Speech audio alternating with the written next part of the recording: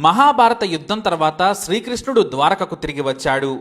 ద్వారకలో విశ్రాంతి తీసుకుంటూ ఉన్నాడు. అయితే ఓ రోజున శ్రీకృష్ణుని భార్య రుక్మిణి మిమ్మల్ని ఓ ప్రశ్న అడగాలని ఉంది స్వామి అన్నది. శ్రీకృష్ణుడు అడగమన్నట్టుగా ఆ ప్రశ్నేంటో తెలిసినట్టుగానే తల ఊపాడు. అప్పుడు రుక్మిణి శ్రీకృష్ణుడితో ఇలా ప్రశ్నించింది.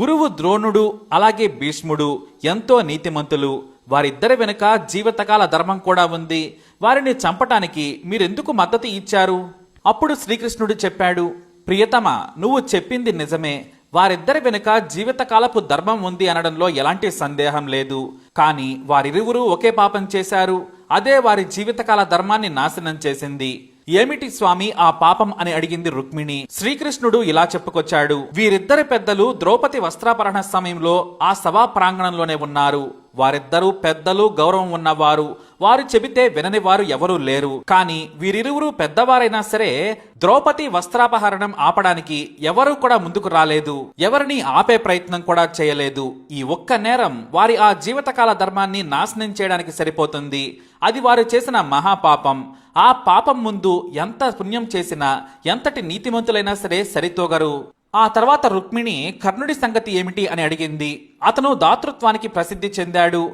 అతని గుమ్మం నుండి ఒట్టి చేతులతో ఎవ్వరూ వెళ్లలేదు. మరి అతని పాపమేమిటి? దానికి కూడా కృష్ణుడు ఇలా సమాధానమిచ్చాడు. నిస్సందేహంగా కర్ణుడు తన దాన ధర్మాలకు ప్రసిద్ధి. అతను ఎవరికీ లేదు కాదు అని చెప్పలేదు. అతను తన అభేద్యమైన బంగారు కవచాన్ని కూడా ఇచ్చేశాడు. కానీ కర్ణుడు ఓ పెద్ద తప్పు చేశాడు. గొప్ప యోధుని సైన్యంతో విజయవంతంగా పోరాడి అభిమన్యుడు పడిపోయినప్పుడు, అతను చనిపోతున్నప్పుడు పక్కనే ఉన్న కర్ణుడిని నీరు అడిగాడు. ఆ సమయంలో కర్ణుడు నిలబడి ఉన్న చోట స్వచ్ఛమైన నీటి కుంట కూడా ఉంది. కానీ తన స్నేహితుడు దుర్యోధనుడిని బాధ పెట్టాలని అనుకోలేదని కర్ణుడు చనిపోయే మనిషికి నీరివ్వలేదు. అలా చేయడం వల్ల అతని జీవితకాల ధర్మం నాశనమైంది. తర్వాతి యుద్ధంలో అదే నీటి కుంటలో అతని రథచక్రం ఇరుక్కుపోయి కర్ణుడు కూడా చంపబడ్డాడు. పాపానికి శాపం అనుభవించాల్సిందే అని చెప్పి శ్రీకృష్ణుడు మళ్ళీ అలా ధ్యానంలోకి వెళ్ళిపోయాడు.